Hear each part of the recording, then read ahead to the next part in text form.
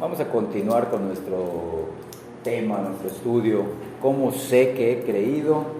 Hoy vamos a ver la octava parte, confesando a Cristo, como está en el pizarrón, confesando a Cristo, ¿cómo sé que he creído? 8, confesando a Cristo, domingo 10 de septiembre del 2023, siendo las 10:28 de la mañana. Vamos a primera de Juan, capítulo 2, versículos del 22 al 24. Vamos a leer 3 porciones que serán la base de lo que vamos a ir comentando. Primera de Juan, capítulo 2, versículos del 22 al 24. Empiezo a leer, dicen así estos versículos. ¿Quién es el mentiroso, sino el que niega que Jesús es el Cristo? Este es anticristo, el que niega al Padre y al Hijo. Todo aquel que niega al Hijo, tampoco tiene al Padre. El que confiesa al Hijo, tiene también al Padre. Versículo 24. Lo que habéis oído desde el principio, permanezca en vosotros. Si lo que habéis oído desde el principio permanece en vosotros, también vosotros permaneceréis en el Hijo y en el Padre. Ahora vamos a primera de Juan, capítulo 4, versículos del 1 al 3, y luego leeremos de los versículos del 13 al 15. Empiezo a leer primera de Juan, capítulo 4, del 1 al 3. Amados, no creáis a todo espíritu, sino probad los espíritus si son de Dios, porque muchos falsos profetas han salido por el mundo. En esto conoced el Espíritu de Dios.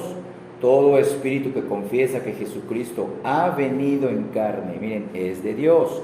Y todo espíritu que no confiesa que Jesucristo ha venido en carne, no es de Dios. Y este es el espíritu del anticristo, el cual vosotros habéis oído que viene y que ahora ya está en el mundo. Nos brincamos a los versículos del 13 al 15. En esto conocemos que permanecemos en Él y Él en nosotros, en que nos ha dado de su espíritu. Y nosotros hemos visto y testificamos que el Padre ha enviado al Hijo, el Salvador del mundo. Todo aquel que confiesa que Jesús es el Hijo de Dios, Dios permanece en él y él en Dios. Entonces recordemos que el propósito de la primera epístola del apóstol Juan es ayudar a los creyentes a tener una seguridad bíblica sobre su relación con Dios y tener una seguridad bíblica sobre su estado eterno. Ahí lo dice también en 1 de Juan capítulo 2 en el versículo 21, que no leímos, vamos a leerlo ahora. Vean cómo les expresa el apóstol Juan esta verdad. De verdad que necesitan una seguridad bíblica sobre su relación con Dios. Versículo 21, 1 de Juan 2, no os he escrito como si ignoraseis, miren, como si ignoraseis la verdad, sino porque la conocéis. Conocen la verdad de manera básica, inicial, rudimentaria, pero conocen la verdad, no la ignoran, y porque ninguna mentira procede de la verdad. Todo lo que está luego dice, todo aquel que no confiesa que Cristo haya venido en carne, todo aquel que no confiesa que Cristo es el Hijo de Dios, todo aquel que no confiesa esto es un mentiroso, y ustedes no son así. Ustedes conocen la verdad. Y también lo dice, acompáñame a 1 de Juan capítulo 5, versículo 13. Es el propósito de esta epístola, dar seguridad de salvación. 1 de Juan capítulo 5, versículo 13. Estas cosas os he escrito a vosotros que creéis, véanlo, en el nombre del Hijo de Dios, para que sepáis que tenéis vida eterna y para que creáis en el nombre del Hijo de Dios. ¿Ya vieron? Les escribe para tener esa seguridad a los creyentes. Pero miren, sin embargo, cuando leemos la carta también descubrimos que los falsos maestros habían entrado en la congregación y estaban creando dudas, miren, con respecto a algunas de las verdades fundamentales del cristianismo. Ellos ya estaban dentro de las recién formadas iglesias por los apóstoles mismos, y estos falsos maestros creaban dudas, metían mentiras acerca de algunas de las verdades fundamentales del cristianismo. Y de los tres textos que leímos, primera de Juan 2, primera de Juan 4, podemos distinguir algunos de los errores que los falsos maestros estaban propagando y enseñando en ese tiempo. En ese tiempo. Ellos negaban, miren, escuchen bien, tres cosas. Ellos estaban negando tres cosas fundamentales. Uno, ellos negaban que Jesús, hombre, era el Cristo. Cristo es el enviado, el ungido, el profetizado en el Antiguo Testamento. Ellos negaban que Jesús era el Cristo. Ellos negaban que Jesucristo había venido en carne. Ahorita lo vamos a explicar en estos dos puntos. Ellos negaban que Cristo había venido en carne. O sea, ellos negaban que Cristo había encarnado. Sí, Cristo es la deidad, dicen, pero no es encarnado. Y número 3, ellos negaban que Jesús, hombre, era el Hijo de Dios. Es lo que leímos básicamente en esos versículos de 1 de Juan capítulo 2 y 1 de Juan capítulo 4. De estas tres negaciones y otras evidencias en esta primera carta de Juan, se desprende que estos falsos maestros eran gnósticos. Si tú no has oído hablar de esa palabra, gnósticos, empieza con la letra G, gnosis, gnósticos, o al menos sus enseñanzas representaban las primeras etapas de otra religión que eventualmente llegó a conocerse como el gnosticismo. Escucha bien, estos nombres, gnóstico o gnosticismo, se derivan de la palabra griega gnosis, gnosis con letra G, GN, gnosis, que significa conocimiento. Si bien el conocimiento para el cristianismo es un elemento esencial, nosotros necesitamos conocer la verdad. Ahí lo leímos primero de Juan 2:21. Ustedes no ignoran la verdad, la conocen. ¿Está bien? El conocimiento es un elemento esencial del cristianismo. Los gnósticos afirmaban que tenían un conocimiento especial, ajeno, aparte y fuera de las Escrituras. Y como vemos, esta enseñanza, este conocimiento que tenían era contrario a las Escrituras. Imagínense no confesar que Cristo era Dios, no confesar, no creer que Cristo era el Hijo de Dios y negar que Cristo había encarnado, había tomado un cuerpo como el de nosotros para redimirnos. Qué terrible es eso para esas personas y aún para todos aquellos que el día de hoy que creen que Cristo no es Dios, que Cristo no es parte de la divinidad, no es el Dios verdadero, una de las tres personas del Dios verdadero, la segunda persona de la Trinidad. Entonces, miren, la enseñanza de estos gnósticos o del gnosticismo es que el espíritu de las personas, el espíritu es bueno, en cambio la materia es mala. Vean, ellos hacían un dualismo que no vemos en las Escrituras. Solo el espíritu del hombre es bueno, pero la carne es mala, la materia es mala. Vean esto. Este dualismo, repito, no bíblico, dio lugar a varios errores terribles que hicieron del gnosticismo una de las herejías más peligrosas que enfrentó la iglesia primitiva. Primero, según los gnósticos, el cuerpo del hombre era materia, es materia, y por lo tanto para ellos es malo. No hay nada bueno en el cuerpo del hombre, y eso es antibíblico, hermanos. En cambio, Dios, siendo espíritu puro, es por lo tanto bueno, y solo el espíritu del hombre es bueno. Segunda cosa que ellos creían: para ser salva, una persona tenía que escapar del cuerpo, pero no mediante la fe en Cristo, decían ellos. No, una persona será salva si escapa del cuerpo, porque el cuerpo es malo, pero no mediante la fe en Cristo, sino mediante, decían ellos, una revelación especial a la que solo ellos decían tener acceso. Y ese conocimiento era ajeno a las Escrituras. Tercero, ellos pensaban que puesto que el cuerpo era malo, algunos gnósticos afirmaban que el cuerpo debía de ser privado de satisfacciones, deseos y placeres a través de un estilo de vida asceta. La vida de un asceta o el ascetismo significa vivir de una manera que te privas de todos los deseos, aun de aquellos deseos que Dios manda que muchos hombres y muchos creyentes puedan disfrutar para la gloria de Él, no para la gloria del hombre. Entonces, pero ellos decían, no, como el cuerpo es malo, decían algunos, el cuerpo tiene que ser privado de satisfacciones a través de un estilo de vida asceta. Pero escuchen bien, sin embargo, otros gnósticos sostenían que como el cuerpo es malo y no tiene tanta importancia, por lo tanto, ellos podían dar rienda suelta, sin límites, a cualquier forma de inmoralidad y placer. Vean esos dos extremos. Eso los llevaba al pecado. Y eso los llevaba a la vida monástica, a la vida, como podríamos decir, farisaica, porque decían, un grupo decía, yo me estoy purificando, me estoy salvando, aparte de Cristo, haciendo buenas cosas, privándome de todos los placeres de la vida, porque el cuerpo es malo, decían.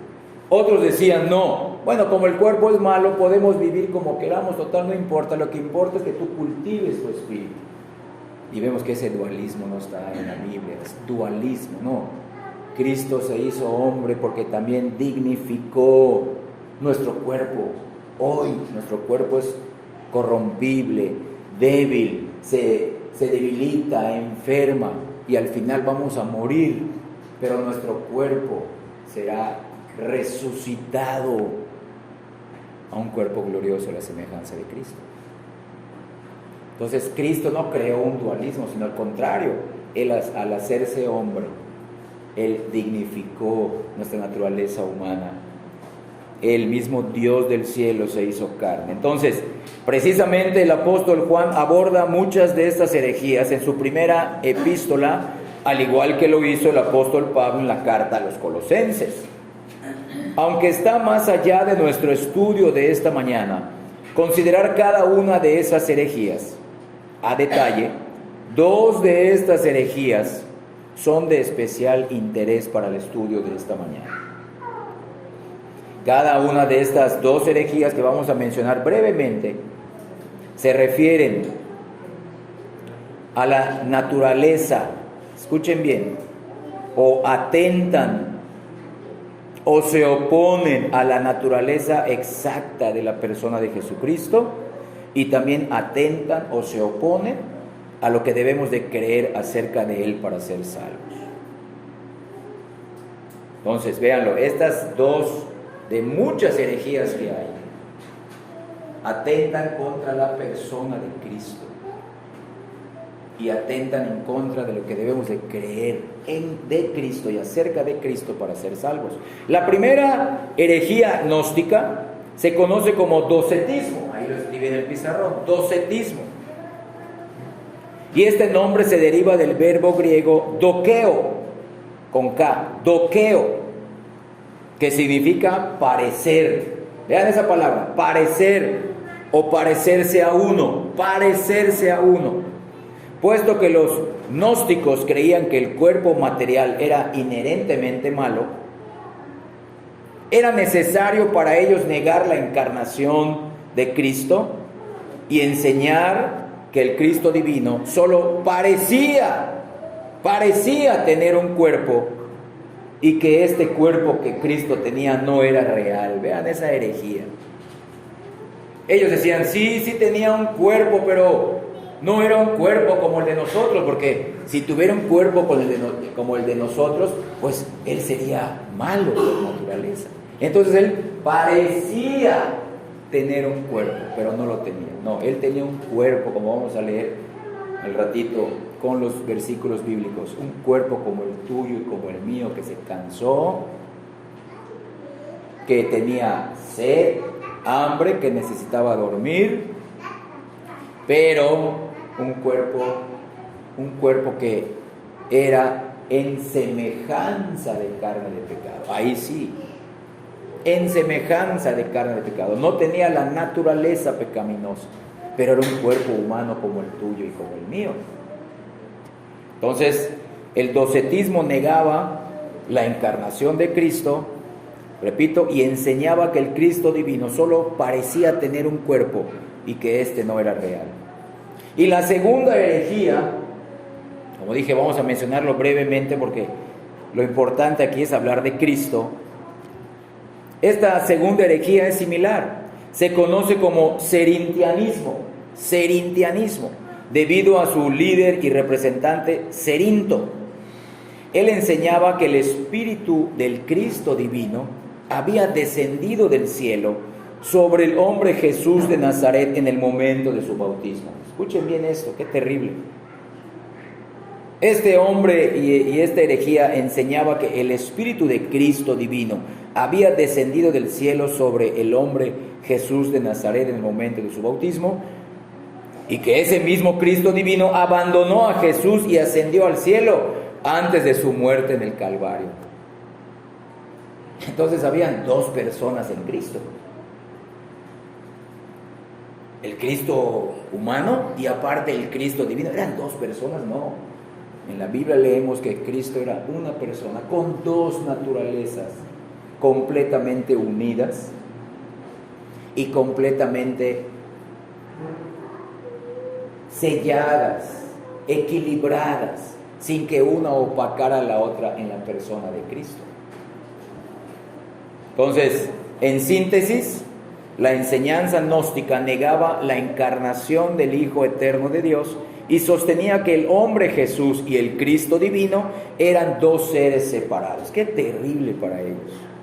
Por eso ellos negaban que Jesús era el Cristo y negaban que Jesús era el Hijo de Dios. Entonces, escuchen, ¿cuál es la aplicación práctica para nosotros en este día? Porque hay mucha gente que sigue creyendo lo mismo.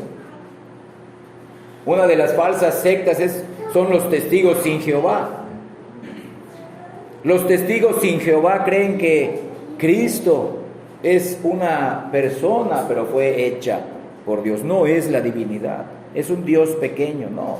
Entonces, la aplicación práctica de esto que hemos leído en 1 de Juan capítulo 2, 1 de Juan capítulo 4 es: una persona no es cristiana a menos que crea y confiese que Jesús de Nazaret es el Hijo de Dios, que dejó su gloria celestial y fue concebido por el Espíritu Santo en el vientre de una virgen, que nació en Belén como Dios encarnado, que era completamente Dios y completamente hombre, que fue el Cristo del cual profetizaron la ley y los profetas, y que solo Él es el Salvador del mundo.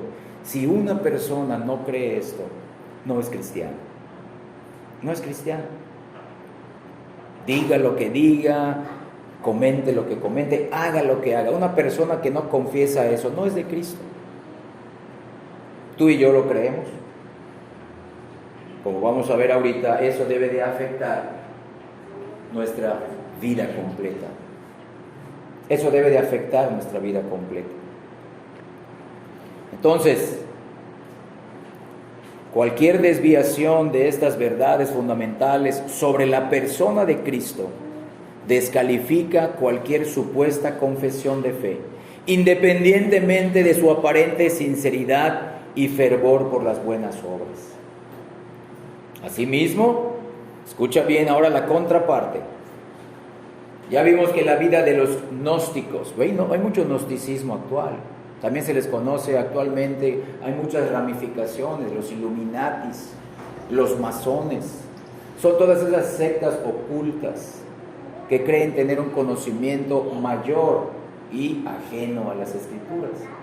Todo eso sigue sucediendo en el mundo de hoy. Para ellos no hay salvación. Todo aquel que niega estas verdades no es un hijo de Dios. Pero escucha bien ahora la contraparte.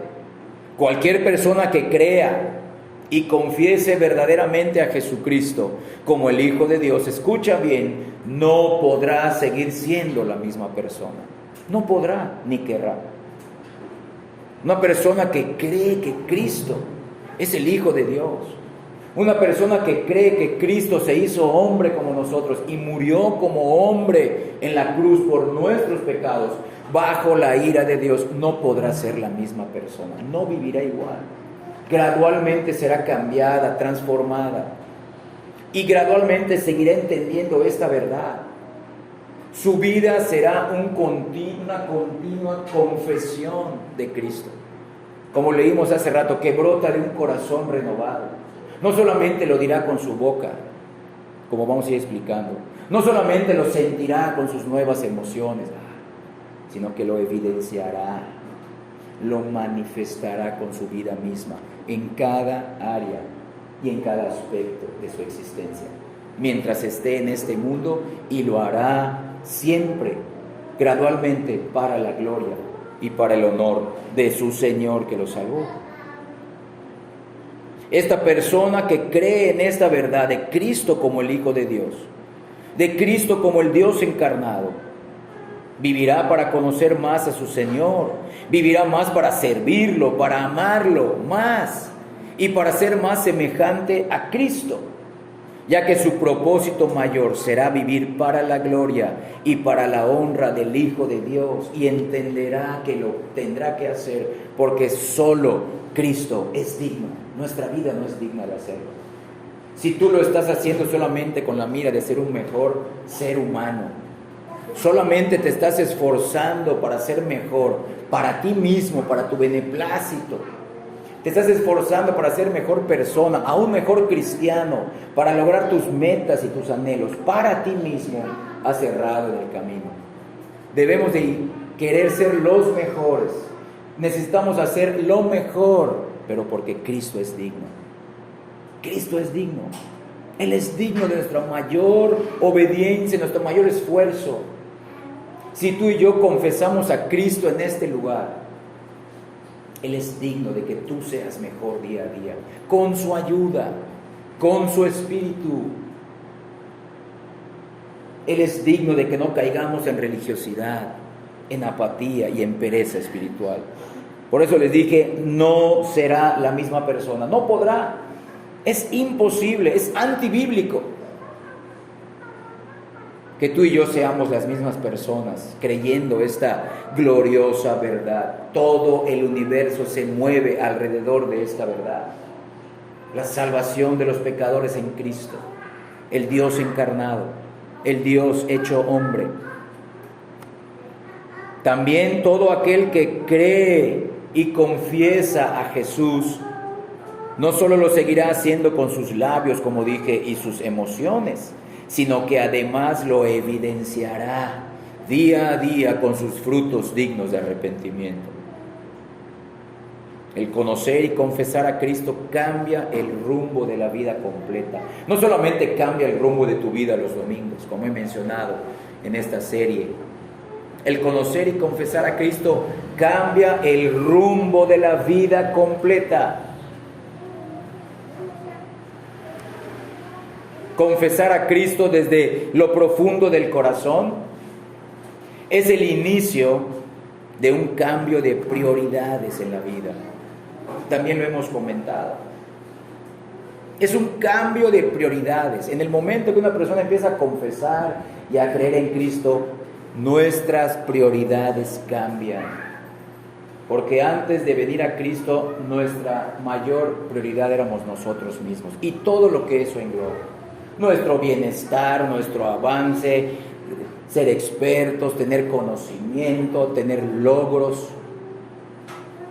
Y toda nuestra vida, todo lo que hacemos, cómo planeamos qué estudiar, con quién casarnos, dónde vivir, qué estilo de vida tener, todo es para nuestro beneficio. Pero cuando una persona cree estas verdades, empieza a confesar a Cristo con su vida completa, empieza a confesar a Cristo en la totalidad de su vida y sus prioridades cambian. Y el arrepentimiento es parte de ello. Señor, perdóname porque toda mi vida viví para mí mismo. Solamente quería vivir para mi propio beneplácito, mi propia conveniencia. Me creía autosuficiente, autónomo, capaz. Y me preparaba para ser mejor en eso. Pero ahora, Señor, te conozco. quiero vivir para ti. Cristo es digno. Cristo es digno y aprendemos día a día a vivir para su gloria, para su honor, para su beneplácito.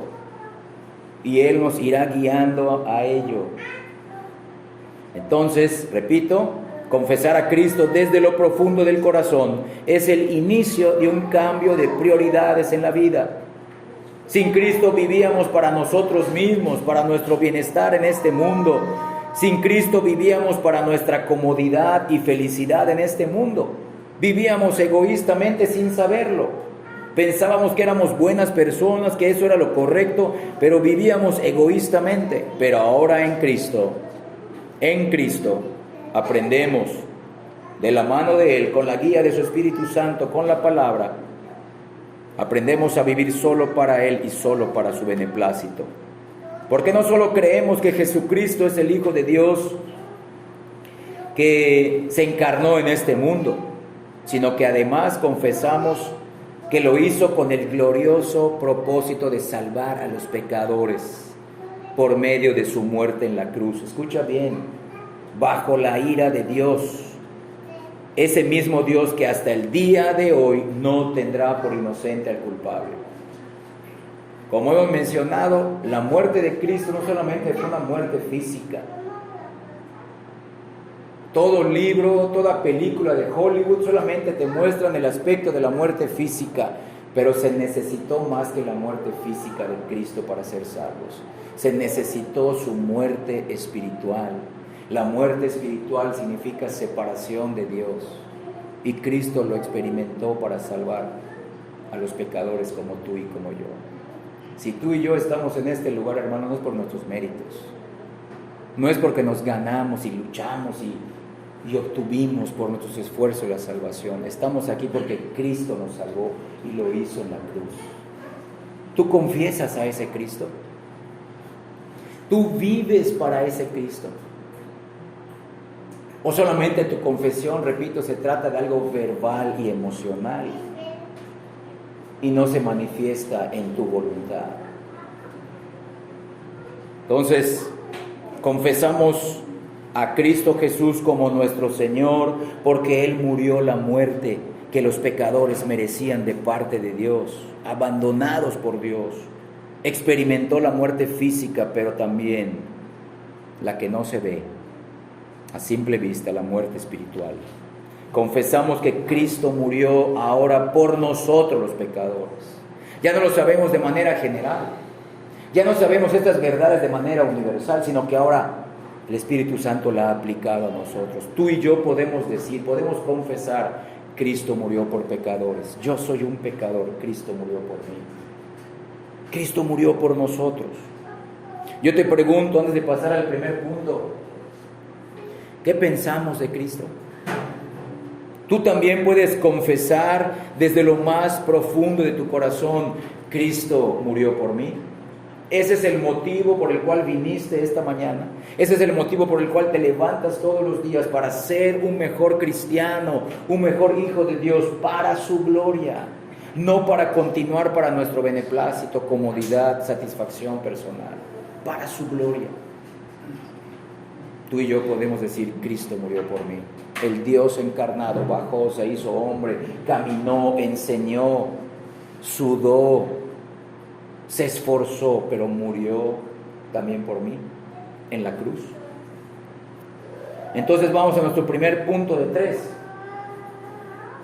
¿Qué pensamos de Cristo? Empezaremos con una declaración que podría considerarse un tanto radical, podría considerarse incluso de vanguardia, una declaración sin precedentes para muchos en la comunidad evangélica el día de hoy. Esta verdad es el cristianismo, hermano, es sobre la persona y la obra de Cristo. ¿Cómo empieza el Nuevo Testamento? Empieza con una serie de reglas, empieza con una serie de códigos éticos, morales, empieza con la biografía de una persona y su obra. Y esa obra culmina con su muerte y su resurrección en los 4 evangelios. El cristianismo, para que recordemos, es acerca de la persona y de la obra de Cristo.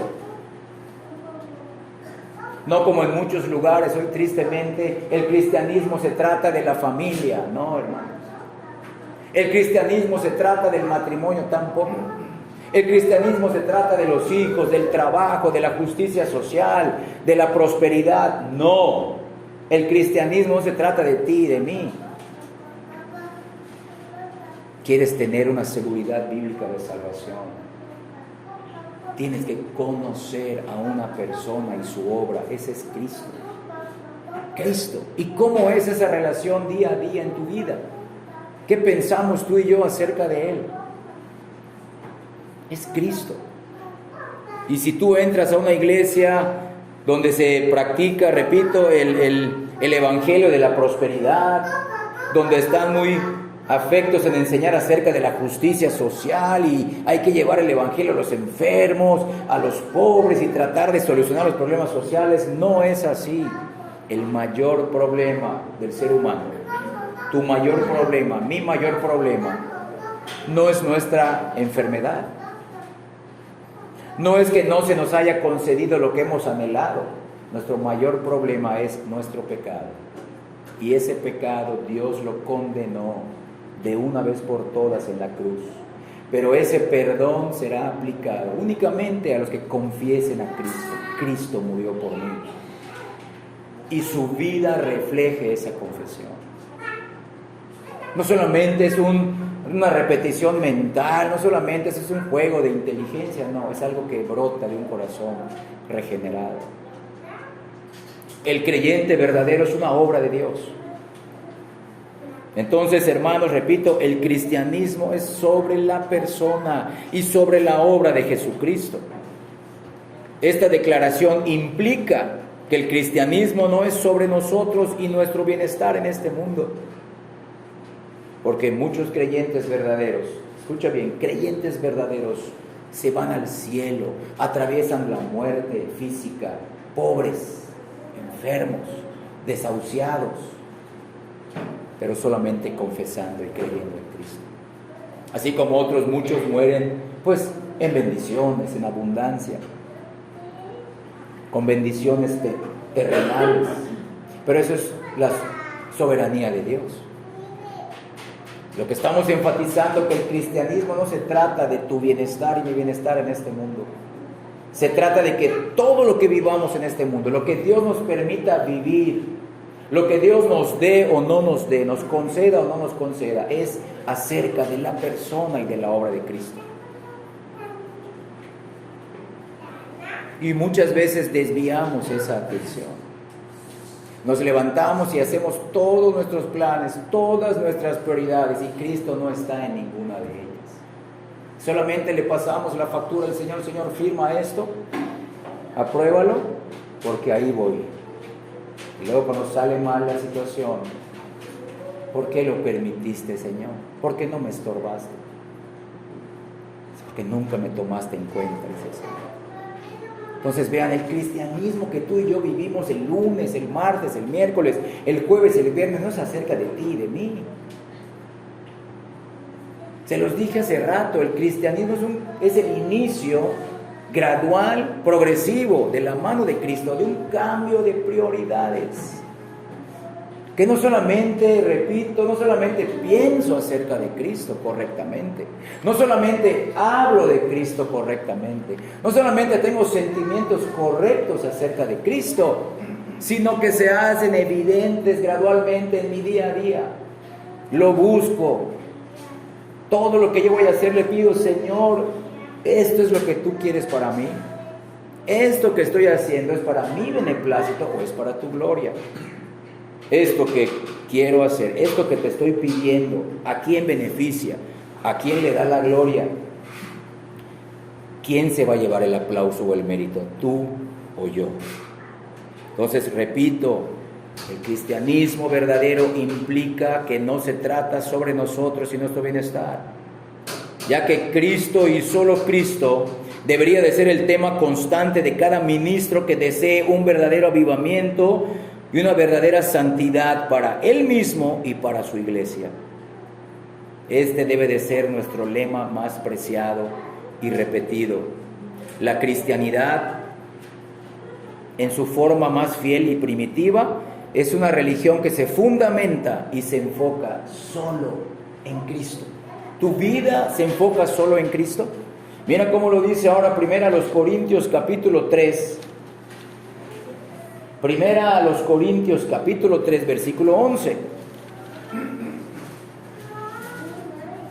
Véalo, este fundamento no solamente es para un lugar físico llamado iglesia, este es el fundamento para cada creyente verdadero, en el fondo de su corazón. Primero los Corintios 3:11, porque nadie puede poner otro fundamento que el que ya está puesto, el cual es, véanlo, no dice una regla, no dice una lista de normas, reglas, estatutos, mandamientos, no, ese fundamento es una persona, dice, es Cristo. Es Jesucristo. Nadie puede poner otro fundamento para un creyente verdadero, es Cristo. Yo te pregunto, ¿Cristo es el fundamento de tu vida? Si es así, gloria a Dios. Si es el fundamento de mi vida, yo doy gloria a Dios. Él me salvó. Pero tú y yo nos comprometemos a vivir y a experimentar y a manifestar que Cristo ya es el Rey de nuestra vida. Cristo ya es el Rey, y ese Rey empezará a tener dominio en cada área. En tu trabajo Él será tu Rey, con tu familia Él será tu Rey. Si eres esposo, si tienes hijos, Él será tu Rey. Como ciudadano, como mexicano y como hermano de la iglesia, Él será nuestro Rey. Él es nuestro fundamento, sobre Él estamos parados, sobre su persona, sobre su obra en la cruz. Entonces hoy la iglesia necesita prestar atención a esta verdad: Cristo y su supremacía, Cristo y su señorío. Cristo no solamente es Salvador, Cristo es Señor, Cristo es Rey, Cristo es todopoderoso, y Él se manifiesta en las vidas de las personas que lo confiesan. La iglesia se mete en problemas cuando presta atención. Y cuando digo la iglesia, es cada uno de nosotros. Nos metemos en problemas cuando prestamos atención a otras cosas o a otras personas y no a Cristo. Cuando nuestro enfoque, nuestra prioridad, nuestros objetivos está sobre otras personas, sobre otras cosas, aún sobre nosotros mismos y no sobre Cristo. Cristo es la suprema revelación de Dios y solo Él es el campeón de su mayor obra. ¿Tú quieres conocer a Dios realmente? No lo busques en las estrellas. ¿Tú quieres conocer a Dios? No lo busques en la naturaleza. Y no estoy quitándole mérito a eso. El universo es glorioso, la naturaleza es impresionante.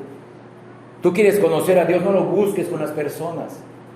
Tú y yo somos creaciones de Dios, es algo maravilloso. ¿Tú quieres conocer a Dios? Busca a la persona de Cristo. Y ten una relación viva con Él día a día. No solamente una relación teológica, exegética o hermenéutica. Una relación viva, experimental, experiencial con Él día a día por medio, valga la redundancia, de los medios de gracia. Entonces escuchen bien, por tal motivo, nuestra opinión de Cristo es la prueba por la que la validez de nuestra profesión de fe cristiana se demuestra. Nuestra opinión de Cristo, ¿qué pensamos acerca de Él? Entonces, te pregunto, ¿realmente crees que solo Jesucristo puede salvar a los pecadores? ¿Crees que ya lo ha hecho cuando murió colgado de una cruz? Si lo creemos tú y yo, gloria a Dios, Él nos ha dado esa fe. Pero escucha bien, si creemos eso de Cristo, si hemos experimentado el amor del Padre por medio de entender y creer la muerte de Cristo, que no habrá otra mayor manifestación del amor del Padre más que en la persona y en la obra de Cristo. ¿Cómo impacta esto en nuestras vidas? Saberlo. ¿Cómo ha impactado saber esto en nuestras vidas? ¿Cómo se ve? ¿Cómo se hace evidente en nosotros? ¿Por qué no se hace esto cada vez más real en nosotros? ¿Qué está pasando? ¿Quién estará fallando? ¿La persona de Cristo? ¿O nosotros que realmente tenemos una baja opinión del Señor y de su obra? Se los repito, una persona que confiesa a Cristo de esta manera no podrá ser la misma persona. Es imposible encontrarse con un Dios así y no cambiar, no empezar a cambiar. No en cristianos perfectos, no en super santos, no en mini cristos, pero sí personas que vivan, se esfuercen, luchen contra su propio pecado, contra el mundo, contra el diablo, contra todo aquello que les impide ser como su Señor. Se esforzarán por honrar a Cristo, ser los mejores cristianos para la gloria de Cristo. Para la gloria de Cristo. Él es digno, Él lo merece. Esto debe de impactar nuestras vidas. Entonces escucha bien, ninguna de nuestras confesiones verbales acerca de Cristo, ninguna de nuestras identificaciones con Cristo, ninguna de nuestras obras, aun si las hacemos en el nombre de Cristo, tienen algún significado o tienen algún uso, a menos que tengamos primero una opinión correcta acerca de Cristo. ¿Cuántas personas hacen muchas cosas? Y lo vemos en Mateo 6. 3 cosas que Cristo menciona que aún los religiosos, los falsos hacen: limosnas, oración y ayuno. Lo hacían con toda sinceridad, pero lo hacían erradamente, con los motivos equivocados, porque su opinión acerca de Cristo era equivocada. Y esa limosna, esa oración y ese ayuno no eran aceptos para Dios, porque la opinión que tenían acerca de Cristo era baja o era nula. Y Cristo no acepta nada de eso. Ninguna palabra nuestra, ningún pensamiento nuestro, ninguna emoción nuestra, ninguna obra nuestra tiene un significado verdadero y espiritual para Dios, a menos de que tengamos primero una opinión correcta de Cristo. ¿Qué pensamos de Cristo? En realidad, toda la disposición de Dios hacia nosotros está determinada por nuestra opinión y nuestra disposición hacia su Hijo amado. Entonces, te vuelvo a preguntar, ¿Cristo ha llegado a tu vida como Rey, Señor y Salvador? ¿Crees que murió también por ti y por todos tus pecados? ¿Cómo lo podemos ver? ¿Cómo lo podemos saber, además de tus palabras y de tus emociones hacia Él? Entonces, en la Escritura, 2 aspectos de la persona de Cristo se presentan con tal claridad que negarlos es negar la Escritura, es negar a Cristo y convertirse en hereje o en anticristo. Estas 2 características son tan diferentes como el día y la noche. Son polos opuestos sin conexión alguna, excepto en la persona de Cristo. Escucha bien, todo esto derrumba el docetismo, el serintianismo y todas las doctrinas gnósticas que niegan la encarnación de Cristo, niegan que Cristo es el Mesías y niegan que Cristo es el Hijo de Dios. Solo en Cristo la deidad y la humanidad habitan juntas y se entrelazan sin confundir o reducir cualquiera de las 2 naturalezas. ¿Qué estamos diciendo? Nuestro Redentor tenía que ser hombre. Nuestro Redentor tenía que ser hombre. Pues un hombre fue quien transgredió la ley y un hombre tenía que morir bajo esa ley. La ley tiene 2 aspectos, demanda 2 aspectos, muestra 2 aspectos. Y esa ley la vemos desde antes de que se escribiera por medio de Moisés, revelada por Dios en el monte de Sinaí. La vemos en el jardín del Edén. La ley demanda obediencia, número 1, y una bendición de Dios eterna por esa obediencia. Si cumples esto, vivirás, pero también amenaza con muerte espiritual si se quebranta. ¿Y qué pasó en el Edén? Hubo una desobediencia a la ley. De cierto morirás si haces esto. ¿Y qué hizo Adán? ¿Qué hizo Eva? Desobedecieron. Entonces un hombre cayó. Un hombre tiene que ser condenado, tiene que morir. la muerte espiritual, la muerte física. Por eso Cristo tenía que ser hombre, nuestro Redentor tenía que ser hombre, ya que si cada animal limpio que ha nacido tuviera que ser sacrificado en su estado impecable, la sangre combinada de todos ellos no podría haber prevalecido frente a nuestra mancha. Ve cómo lo dice Hebreos capítulo 10, versículo 4. Hebreos 10, 4. Hebreos capítulo 10, versículo 4 dice así: porque la sangre de los toros y de los machos cabríos no pueden quitar el pecado. Si todos los animales que han existido se hubieran juntado, los animales que no tenían tacha en su cuerpo físico, se hubieran sacrificado y toda la sangre de ellos se hubiera derramado, no hubiera sido suficiente para quitar nuestra culpa ante Dios. Aun si todos los ángeles en el cielo se formaran para dar sus vidas completamente para nuestra redención, no sería de gran ayuda. Nuestro Redentor, Cristo mismo. Y es por eso que nosotros afirmamos su encarnación, no como los gnósticos que negaban su encarnación. El Redentor tenía que venir de nuestro linaje, tenía que ser carne de nuestra carne y hueso de nuestro hueso. Mira cómo lo dice Levítico.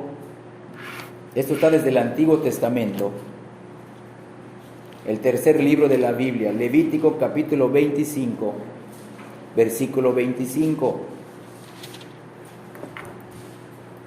Levítico 25, 25 dice así: cuando tu hermano empobreciere y vendiere algo de su posesión, entonces su pariente, miren, su pariente más próximo vendrá y rescatará, véanlo, y rescatará lo que su hermano hubiere vendido. Vean esas palabras: pariente, rescate. Y nosotros, ¿cómo estamos espiritualmente? Pobres. Ahora acompáñame a Ruth, que está después de Jueces, que es el sexto libro de la Biblia, y está antes de los libros de Samuel. Ruth capítulo 2, versículo 1 y versículo 20. Empiezo a leer Ruth capítulo 2, versículo 1. Tenía Noemí un pariente de su marido, hombre rico de la familia de Elimelech, el cual se llamaba Booz. Nos brincamos al versículo 20, de ahí mismo de Ruth 2. Y dijo Noemí a su nuera: sea él bendito de Jehová, pues no ha rehusado a los vivos la benevolencia que tuvo para con los que han muerto. Después le dijo Noemí: nuestro pariente es aquel varón y uno de los que pueden redimirnos. Desde ahí se habla de pariente, redención, y ahorita lo vamos a ver en el Nuevo Testamento. Entonces, nuestro Redentor, Cristo mismo, el Dios del universo, tenía que venir de nuestro linaje, carne de nuestra carne y hueso de nuestros huesos. Entonces, para que Cristo fuera nuestro pariente redentor, Él tenía que ser de nuestra sangre. Por lo tanto, nuestro Redentor era completamente hombre. Y es lo que afirma Primera de Juan capítulo 2. El que niega que Cristo haya venido en carne, dice, no es de Dios. No es de Dios, es un hereje, es un anticristo. Cristo vino en carne, pero escucha bien, era necesario que Él también fuera Dios en todos los sentidos del término, desde todo punto de vista y en cada categoría sin excepción. Y es lo que vamos a ver ahorita. Cristo no solamente era hombre, se encarnó, sí, pero también siguió siendo Dios, no perdió su divinidad, no la dejó ahí, dijo, bueno, ahora solamente voy a ser hombre. No, fue 100% Dios y 100% hombre, y eso solamente en Cristo lo vemos. No podemos dar todas las razones para esta exigencia, pero podemos considerar al menos tres. Vamos a dar la primera razón. La primera razón es que solamente Dios es Salvador, y escucha bien, y no comparte este título con nadie. Solo Dios es Salvador, lo vemos desde el Antiguo Testamento, y no comparte este título con ninguno, con nadie. Dios afirma que la redención es su prerrogativa, y esto lo declaró en muchos lados, pero vamos a ver cómo lo menciona en Isaías capítulo 43, versículo 11.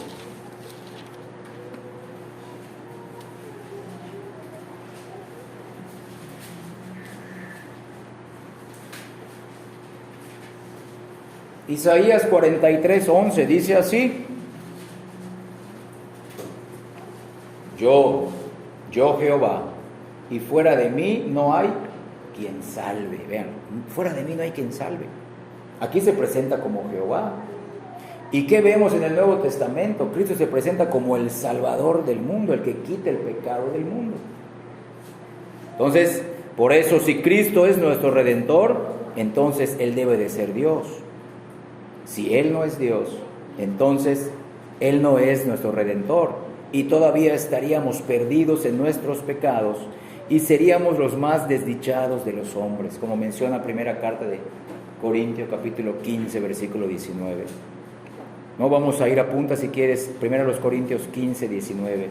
Dice ahí: si Cristo no ha resucitado, si realmente no existió la resurrección de Cristo, entonces nosotros que esperamos en Cristo somos los más desdichados de este mundo. Pero Cristo resucitó y Él es nuestro Redentor.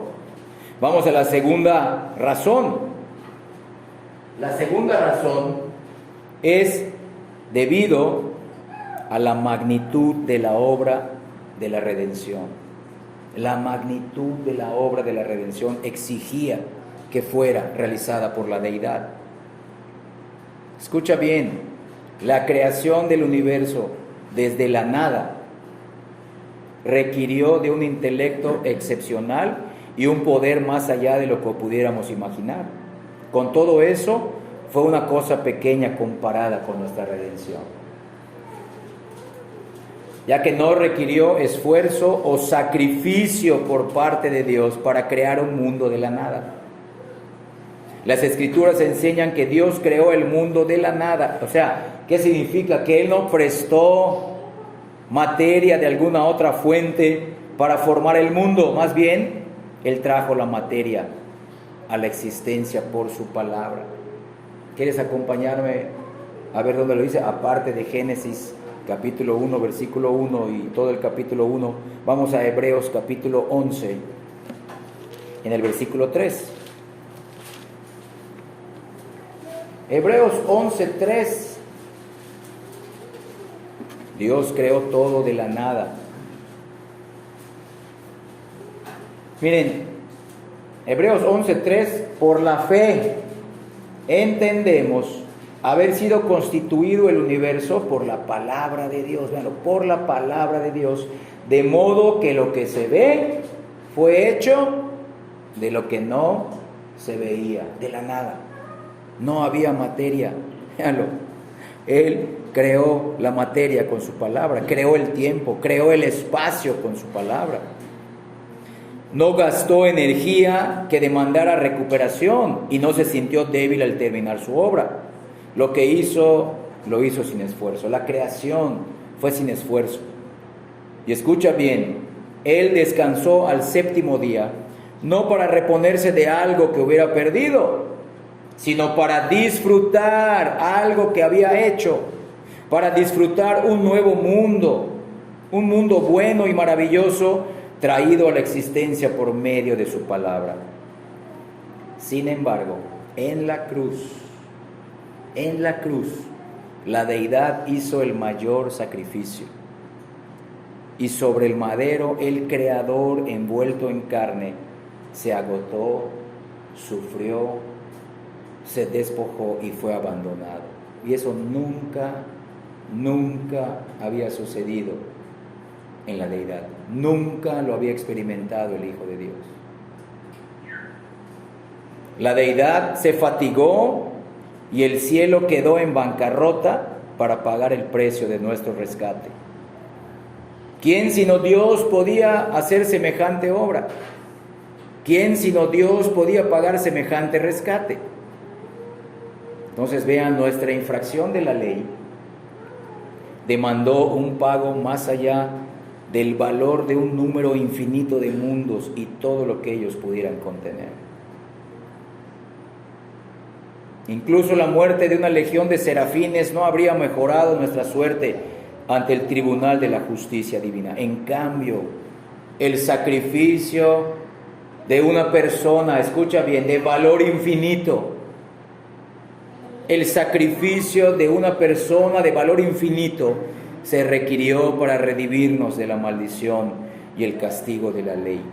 Ni toda la creación tiene un valor infinito, ni todos los serafines tienen un valor infinito, ni todos los seres humanos tenemos un valor infinito. Solo Cristo tiene un valor infinito. Por eso, solamente Dios es Salvador. Y la magnitud de esto, solo Dios lo pudo hacer. ¿Es ese el Cristo en el que tú crees? ¿Has entendido de esta manera el Evangelio? ¿Estás empezando a entender mejor el Evangelio con lo que estás escuchando? Entonces, ¿qué piensas acerca de Cristo? ¿Seguirás viviendo igual? ¿Seguirás siendo el mismo? Esto no impactará tu vida y cambiará el rumbo de tu vida. Si Cristo no hubiera sido completamente divino, no hubiera podido pagar el precio. Nadie puede, escuchen bien, nadie puede morir bajo el abandono de Dios y luego resucitar. Porque su sacrificio fue satisfactorio para el Padre, es que fue resucitado. Pero el valor infinito de Cristo, porque nuestra deuda, aunque se puede considerar solamente comieron del fruto, sí, pero ¿contra quién se hizo esa ofensa? Requería un castigo infinito. Y Cristo con su muerte pagó ese castigo infinito ante un Dios infinito, porque Él tenía en sí mismo un valor infinito. Dios encarnado, el Dios creador, vino y se hizo hombre para esta obra. Es a Él a quien estamos siguiendo cada domingo. Es a Él al que venimos a adorar cada domingo. Es a Él a quien venimos a alabar en cada reunión. Es un ser con un valor infinito. ¿No quisieras conocer mejor a tu Redentor? ¿Cómo lo estás buscando en el día a día? Cristo es digno de que le entreguemos nuestras vidas en sus manos. Cristo es digno de que vivamos solo para su gloria y su honor. El Rey soberano del universo, el Hijo amado de Dios, escucha bien, el Hijo amado de Dios murió por nosotros para rescatarnos. Y la tercera razón es que porque Él tuvo que ser, además de hombre, tenía que ser Dios, es que nuestra depravación total requería que nuestro Redentor fuera divino. Esto demuestra que nosotros necesitamos más que un remedio humano, más que una guía moral. Necesitamos a Dios.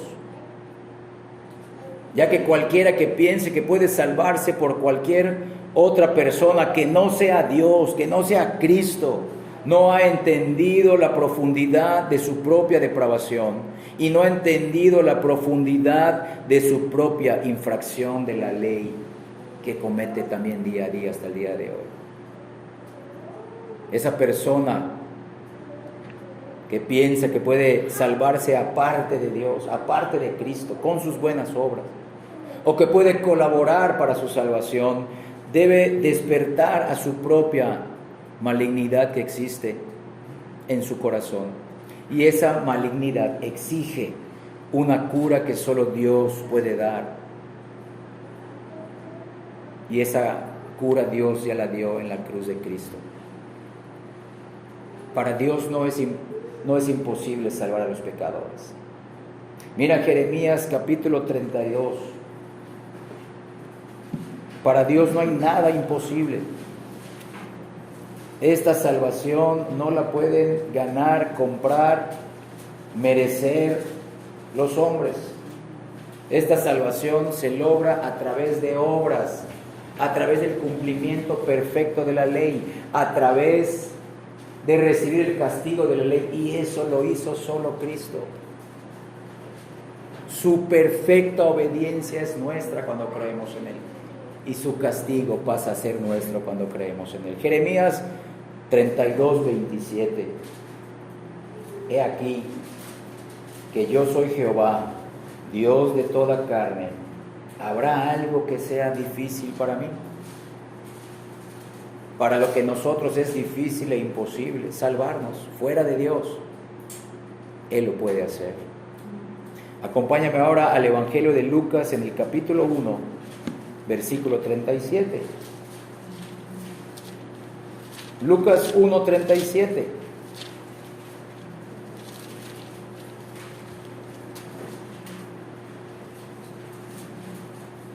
Porque nada hay imposible para Dios.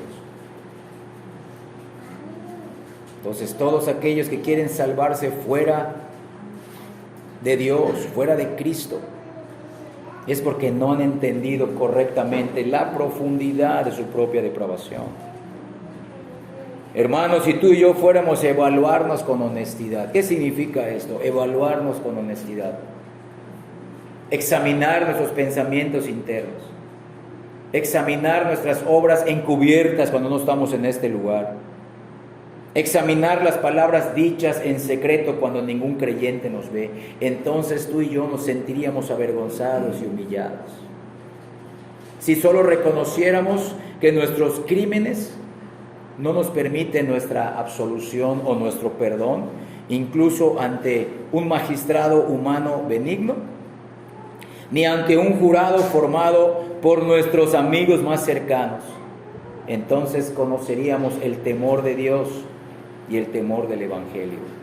Si solo nos detuviéramos, ya fuera indagando el pasado lo suficiente para considerar los pecados de nuestros padres, entonces descubriríamos que nosotros cometemos sus pecados, pero solo que en formas modificadas y más sofisticadas, formas modernas. No hay nada nuevo bajo el sol, hermanos. Solo son nuevas formas de mirar el pecado, de manifestar el pecado. Si solo cesáramos de alabarnos a nosotros mismos y de celebrar continuamente el casi nunca alcanzado potencial de cada uno, entonces veríamos que nuestro optimismo se basa y descansa en un fundamento tan frágil como una telaraña. Si solo reconociéramos que la muerte y la tumba vienen por todos nosotros y algún día llegarán, entonces sabríamos que necesitamos más que enseñanzas morales de un hombre sabio para salvarnos. Necesitamos más que códigos, necesitamos más que el libro de Proverbios, necesitamos más que el libro de Eclesiastés, necesitamos a una persona. Y esa persona ya nos fue dada. Caminó en el mundo, enseñó cuáles son las normas del reino de los cielos, estableció una iglesia y llama a buscarlo únicamente a través del arrepentimiento de pecados y la fe en Él. La salvación ya fue otorgada. ¿La crees? La salvación el Padre ya la dio en la muerte de Cristo y en su resurrección. ¿Lo crees? ¿Qué piensas entonces acerca de Cristo? ¿Qué piensas entonces acerca del Evangelio, acerca del cristianismo? Tú y yo necesitamos al Dios contra el que hemos pecado para pagar el precio de nuestra redención. El Dios que nos hizo en el vientre de nuestras madres es el que también ahora nos debe de recrear o nos debe de regenerar. Si el mundo pudiera verse a través del espejo, a través del lente de la Escritura, y adoptara el punto de vista antropológico, bíblico del apóstol Pablo, que se vio a sí mismo como un miserable, moral, lejos de la gracia transformadora y salvífica de Dios, entonces diríamos: yo te necesito, Señor, yo te necesito. Pudiéramos pintar nuestro autorretrato como lo hizo el apóstol Pablo. Vamos a ver cómo se consideraba Pablo, siendo un apóstol, el más usado por Dios. Romanos 7, versículo 24. Miren su autorretrato verbal.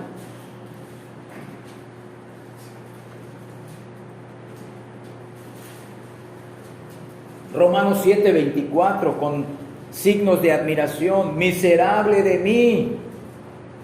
Signos de admiración. Miserable de mí. Pero Pablo, tú eres apóstol. Miserable de mí. Pero Pablo, tú eres el hombre más inteligente. Tú ascendiste al tercer cielo. Miserable de mí. ¿Quién me librará de este cuerpo de muerte? Y esa es la correcta postura de cualquier creyente ante Dios, sea ministro, sea pastor, sea diácono, sea misionero. Miserable de mí, tú me salvaste, es tu valor infinito, es tu persona, la que fue colgada en el madero. Yo lo creo, todos mis pecados, bajo mi perspectiva, en mi perspectiva, mis pecados en el pasado, en el presente y en el futuro fueron puestos en el Calvario. ¿Y cómo sé que esa obra fue verdadera? En su resurrección. El Padre avaló, el Padre certificó el sacrificio de Cristo por nuestros pecados. El justo por los injustos. ¿Tú crees eso? Entonces las personas verían que a menos que Cristo sea Dios, en el sentido más amplio del término, si Él no fuera Dios, entonces Él no tendría suficiente poder o suficiente mérito para redimirnos. Es por eso que nosotros creemos que Cristo es Dios, Dios eterno, todopoderoso, omnisciente, omnipresente. Ese ser, la segunda persona de la Trinidad, se hizo carne y murió por nosotros y resucitó por nosotros. Si no es así, Él no es nuestro Redentor. Si fuera el Diosito que creen los falsos testigos de Jehová, entonces Él no tendría poder para salvarnos, porque para satisfacer a un Dios infinito se necesita un pago infinito y de infinito valor. Y ese pago es la persona de Cristo muriendo en la cruz. Vamos a pasar a nuestro segundo punto. ¿Quién decimos que es Él? Ya vimos qué pensamos de Cristo. Ahora, ¿quién decimos que es Él? En un momento decisivo del ministerio de Jesús, Él preguntó a sus discípulos: ¿quién dicen que soy yo? En respuesta a esta pregunta, el apóstol Pedro rápidamente declaró: tú eres el Cristo, el Hijo del Dios viviente. Vamos a Mateo capítulo 16, versículos del 13 al 17. Mateo 16, del 13 al 17. Voy a empezar a leer. Aquí está esta anécdota. Y mira qué título le pusieron a esa porción bíblica: la confesión de Pedro. Y miren el título: confesando a Cristo. El título de este estudio. Viniendo Jesús a la región de Cesarea de Filipo, preguntó a sus discípulos, diciendo: ¿quién dicen los hombres que es el Hijo del Hombre?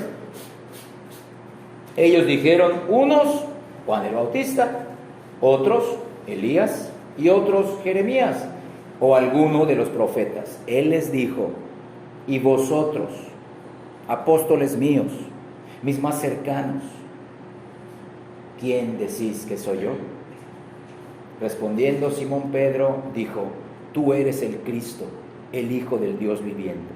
Entonces le respondió Jesús: bienaventurado eres, Simón, hijo de Jonás, porque no te lo reveló carne ni sangre, sino mi Padre que está en los cielos.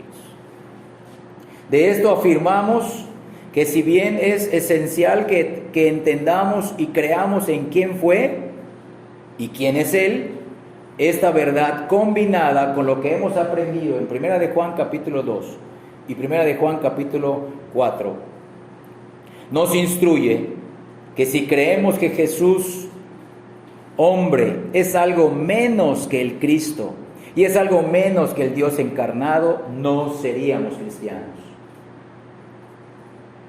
Tenemos que afirmar que Cristo es 100% hombre y 100% Dios. Teológicamente, ya lo hemos mencionado en otros estudios, teológicamente se conoce como la unión hipostática de Cristo.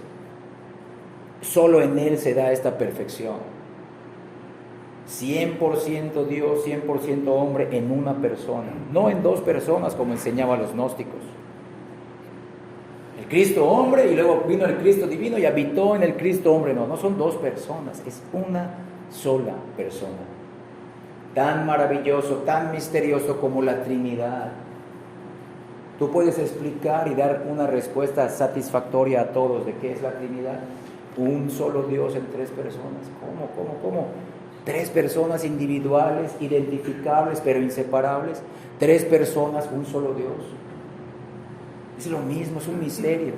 Dos naturalezas en una sola persona. Es bueno estudiarlo, pero es algo infinito. Lo creemos, lo podemos estudiar básicamente, pero eso creemos. No nos vamos más allá de lo que dice la Escritura, pero tampoco tratamos de saber menos de lo que dice la Escritura.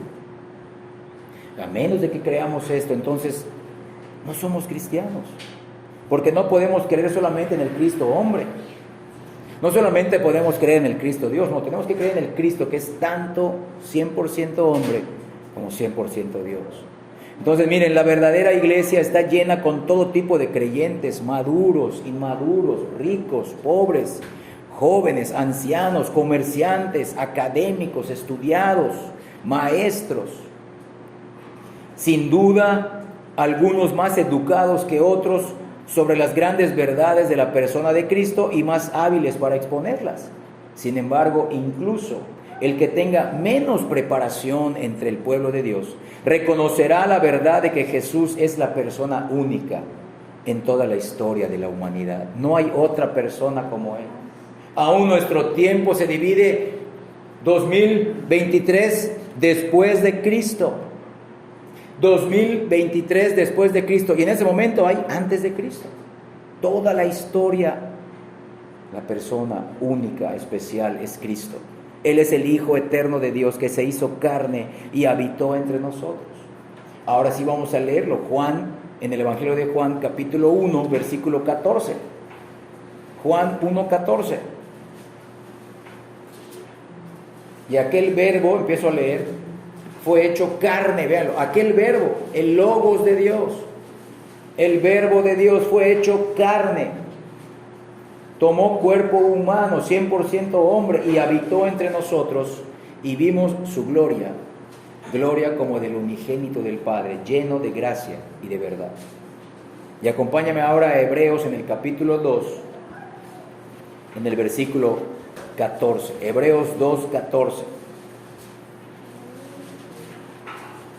Hebreos 2:14 dice así: así que por cuanto los hijos participaron, miren, de carne y sangre, Él también participó de lo mismo, de carne y sangre, para destruir por medio de su muerte, o por medio de la muerte, al que tenía el imperio de la muerte, esto es, al diablo. ¿Y qué le daba poder al diablo? El pecado del hombre, la maldición de Dios sobre el hombre. El diablo llegó a convertirse por el pecado del hombre en el gobernador de este mundo, como vemos en otros versículos, en otras cartas y aún en los evangelios. Una de las promesas del nuevo pacto, y escucha bien, no solamente es una promesa del nuevo pacto, es un resultado del nuevo nacimiento que hemos recibido de Dios. Es que todos los del pueblo de Dios, desde el más pequeño al más grande, desde el más maduro al más inmaduro, serán enseñados por Dios y lo conocerán personalmente a Él, al Dios bíblico y verdadero. Tendrán una comunión cercana, íntima, personal con Él. No solamente una comunión congregacional como la que tenemos ahora, sino una comunión personal cuando estamos fuera de las reuniones de la iglesia. Y esto está desde los profetas. Vamos a Jeremías otra vez, ahora en el capítulo 31. Hace rato leímos el capítulo 30, algo del capítulo 32. Jeremías 31, versículo 34. Repito, es una de las promesas del nuevo pacto, pero también es un resultado del nuevo nacimiento experimentado por cada uno de nosotros que confesamos a Cristo. Nuevo nacimiento otorgado por Dios. Dice Jeremías 31, 34, y no enseñará, miren, no enseñará más ninguno a su prójimo, ni ninguno a su hermano, diciendo, conoce a Jehová, porque todos me conocerán, miren, desde el más pequeño de ellos hasta el más grande, dice Jehová. ¿Por qué? Porque perdonaré la maldad de ellos y no me acordaré más de su pecado. ¿Dónde lo hizo? En la cruz del Calvario. Pero dice, cada uno de ellos me conocerá.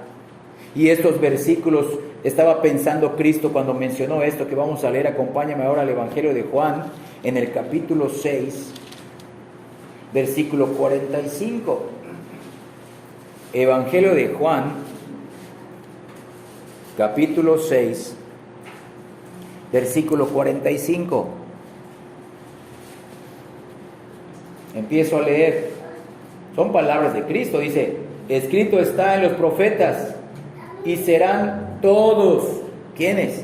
Los regenerados, los que fueron elegidos en la eternidad pasada por Dios, los que son regenerados en su vida antes de que mueran.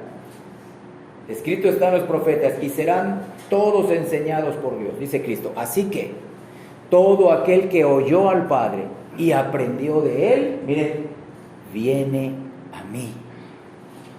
Viene a mí. Entonces, la marca distintiva de toda religión fuera del cristianismo y de toda secta que dice identificarse con el cristianismo es que niega algo sobre la persona de Cristo o niega algo de su obra salvadora y redentora. Sin embargo, Dios se asegurará de que estas herejías no prevalezcan entre su gente. Incluso aquellos creyentes que se encuentran en las áreas más apartadas y más distantes del mundo tienen una comprensión básica, pero clara, que Cristo es tanto Dios como hombre. Aunque no sean capaces de explicar cómo es que dos naturalezas pueden existir dentro de una persona sin que estas naturalezas se confundan o se reduzcan, ellos saben que Jesús es tanto divino como humano en el sentido más amplio del término, y ellos rehúsan, como tú y yo, rehusamos tener comunión con aquellos que enseñan lo contrario. Y vamos a pasar a nuestro último punto. ¿Qué hacemos al respecto? ¿Qué hacemos al respecto de nuestro pensamiento acerca de Cristo? ¿Qué hacemos acerca de nuestra confesión de Cristo? Con todo lo que ya hemos leído, expuesto y mencionado. ¿Cómo lo aplicamos? ¿Cómo lo vemos? ¿Qué hacemos al respecto? ¿Nos quedamos con nuestras palabras? ¿Nos quedamos solo con nuestras palabras? ¿Nos quedamos solo con nuestras emociones?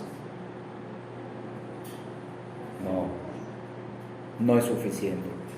Los frutos dan evidencia que si estamos pensando correctamente acerca de Cristo y si estamos hablando y confesando correctamente a Cristo. Cristo lo dijo, por los frutos se conoce. No todo el que me dice, no todo el que me confiesa, Señor, Señor, sino el que además, dice, hace la voluntad de mi Padre. Frutos, la voluntad de mi Padre que está en los cielos. No la obediencia, no los frutos nos salvan, sino que la obediencia y los frutos dan evidencia palpable, objetiva, de que ya hemos sido puestos en el pueblo de Dios, de que ya hemos recibido esta gracia. Entonces debemos de ahora de dirigir nuestra atención hacia nosotros mismos y hacer una aplicación apropiada, qué pensamos de Cristo y qué decimos de Él. Podemos tener seguridad de salvación solo en la medida en que reconocemos su deidad y humanidad. Y escucha bien, y lo tenemos en la más alta estima. Véalo, no solamente es decir, sí, Cristo es mi Dios encarnado. ¿Lo tienes en la más alta estima? ¿Él es tu más alta estima o es tu propia vida? ¿O es un ser querido? ¿O es tu trabajo? ¿O son tus sueños y tus metas? ¿Qué tanto estimas a Cristo? ¿Cómo lo vives? ¿Cómo lo demuestras? ¿Estás pensando correctamente acerca de Él? Gloria a Dios. ¿Estás confesándolo con tu boca correctamente? Gloria a Dios. Pero ¿lo tienes en la más alta estima? ¿Cristo es todo para ti?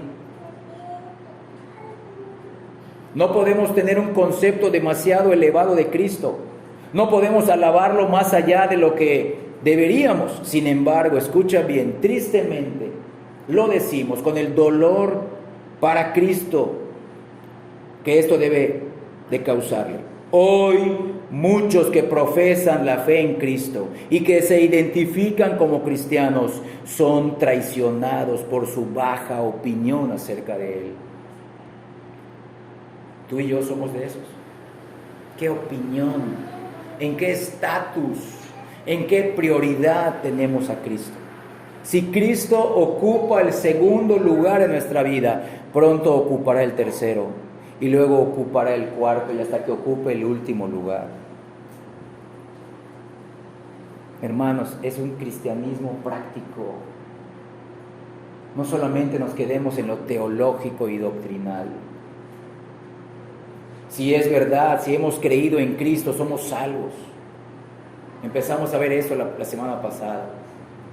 Sí, por la gracia de Dios, por la obra de Cristo, somos salvos. Si hoy cayéramos muertos, vamos al cielo porque hemos creído en Cristo. Pero nuestro día a día, ¿cómo está nuestra estima acerca de Cristo?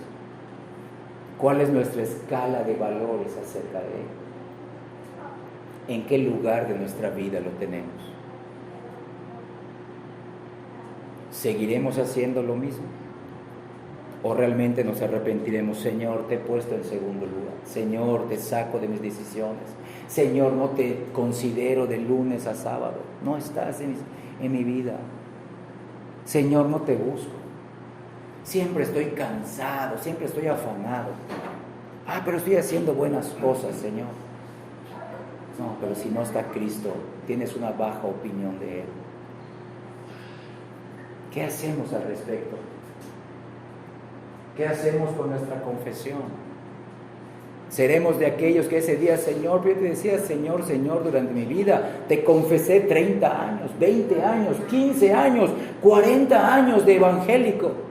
Te confesé como mi Señor y mi Señor. Hablé de ti, me congregué, ofrendé, te alabé. Fui miembro de una iglesia. Sí, pero ¿en qué opinión, en qué rango tienes a Cristo?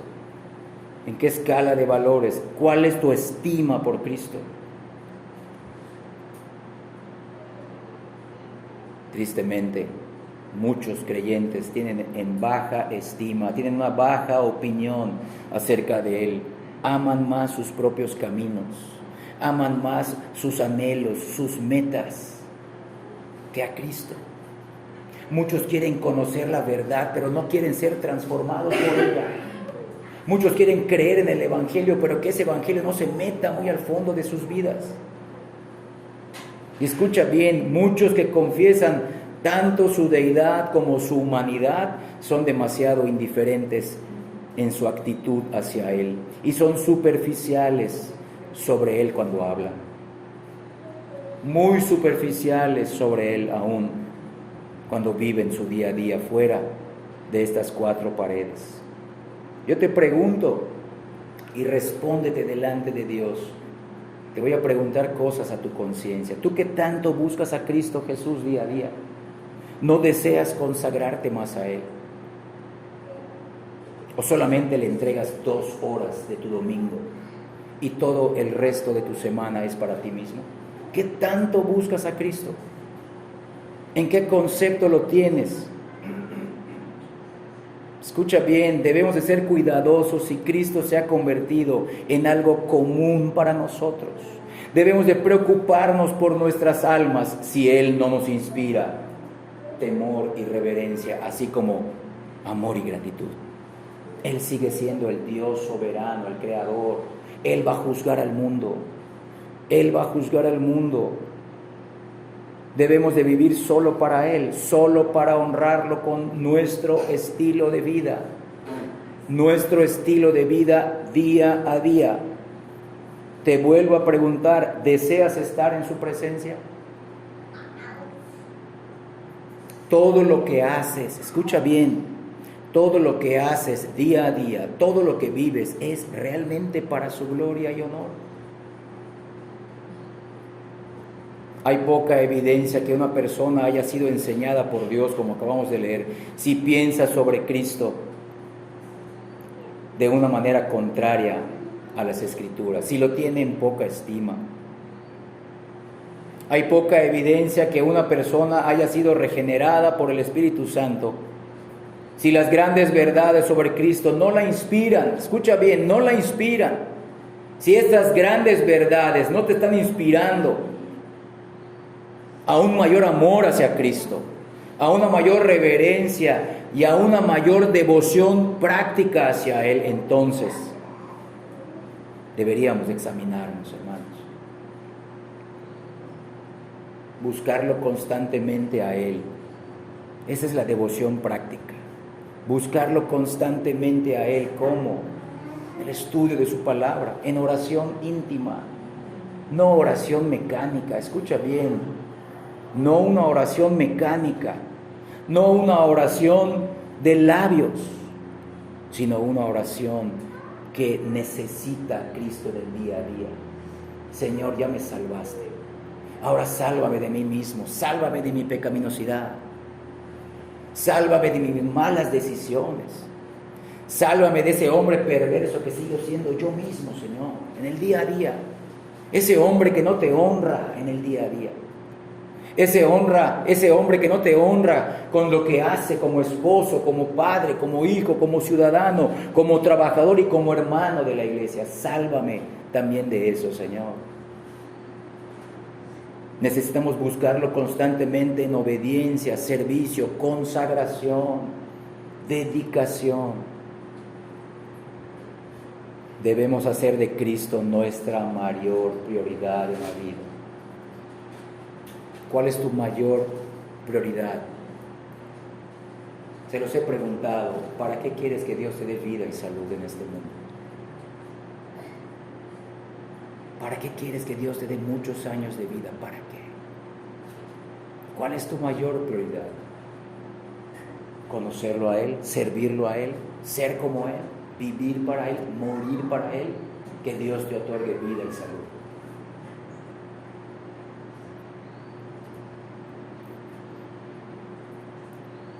Pero si no es para eso, hemos equivocado el camino, hermanos.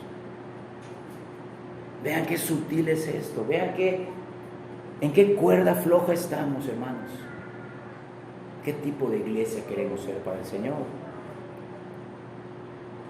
¿Para qué quieres levantarte mañana temprano? ¿Para qué quieres hacerlo? ¿Para qué quieres levantarte temprano el martes, el miércoles, el jueves, el viernes, el sábado? ¿Para qué?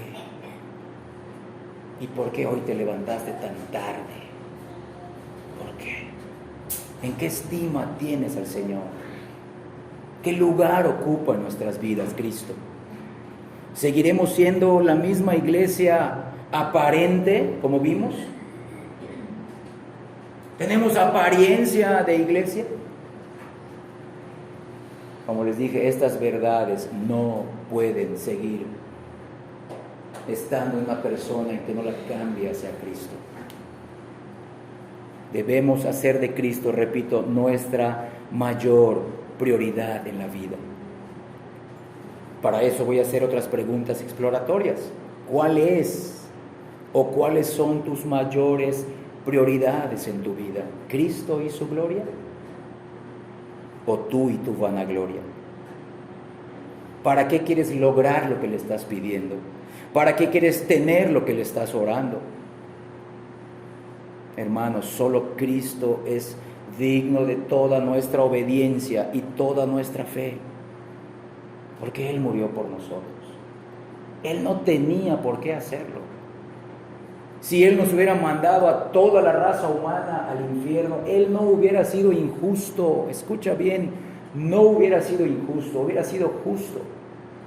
Pero prefirió condenar, triturar, abandonar a Cristo en la cruz para que tú y yo estemos en su presencia. ¿Cómo disfrutamos de su presencia?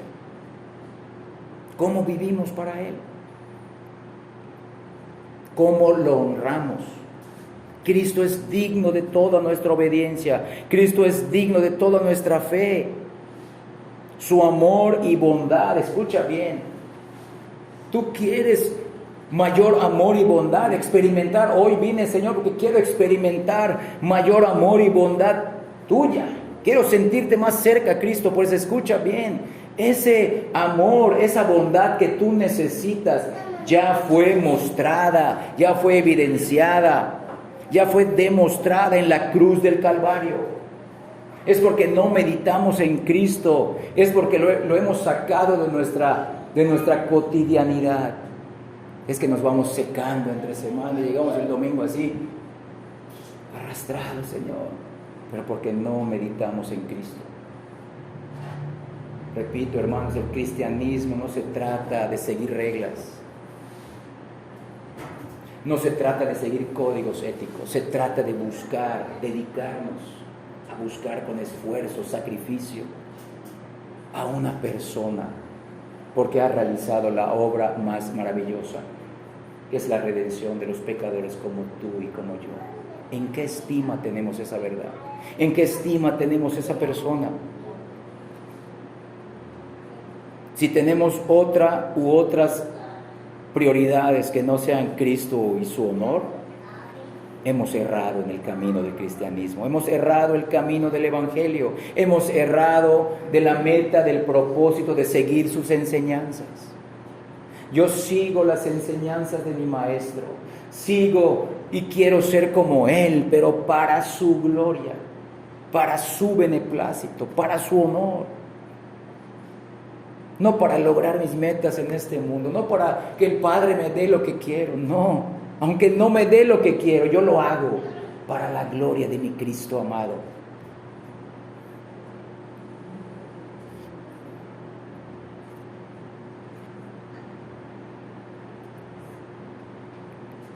Recordemos, hermanos, el cristianismo es sobre la persona.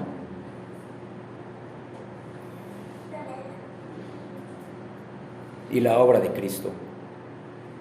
Y su obra total se resume en la salvación de los pecadores. El mundo existe hasta el día de hoy para que los inconversos lleguen a creer esta verdad. Tú y yo estamos en este mundo para que experimentemos más esta verdad como creyentes. Porque Cristo nos está preparando para su gloria eterna con Él. Yo no quiero estar en el cielo, yo quiero estar con Cristo.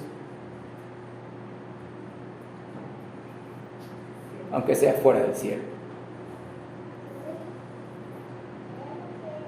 Es Cristo lo importante, no el cielo, no tu gloria, no tu nuevo cuerpo resucitado, es Cristo. Pero que no nos deleitemos solamente en esa gloria futura, ¿cómo podemos disfrutarlo en esta vida? ¿Cómo podemos vivir vidas que lo honren a Él? Aunque sean enfermos, escucha bien, aunque sean pobres, que lo honren a Él. Yo quiero sacar provecho de esta pobreza, Señor, para conocerte. Yo quiero sacar provecho de esta enfermedad para honrarte. No me la quites. Mejor ayúdame a aprovecharla para conocerte, dedicarme, buscarte a ti, Señor. No me des aquello que me va a apartar de ti. Eso se logra en la medida que nos deleitemos en Cristo, hermanos. Lo que Cristo ya es. lo que Cristo ya hizo, ya demostró en la cruz. El Evangelio, el cristianismo, la iglesia es sobre la persona y obra de Jesucristo. Tú ya has sido salvo por Él. Has recibido esta sublime e infinita gracia en Cristo Jesús. ¿Cómo lo haces evidente en tu vida? ¿Lo buscas más a Él que a otras cosas? ¿Anhelas su comunión? ¿Anhelas su compañía? Ya para ir terminando, hermanos, cuando estudias tu teología sistemática, cuando estudias alguna confesión de fe, cuando estudias algún catecismo, cuando estudias las 5 solas de la Reforma, cuando estudias los 5 puntos del calvinismo, etcétera, etcétera, ¿lo haces solo para llenar tu mente de conocimiento o lo haces para conocer más a Cristo y lo que Él ya hizo? Tu sana doctrina la estudias para contemplarlo a Él desde muchos ángulos.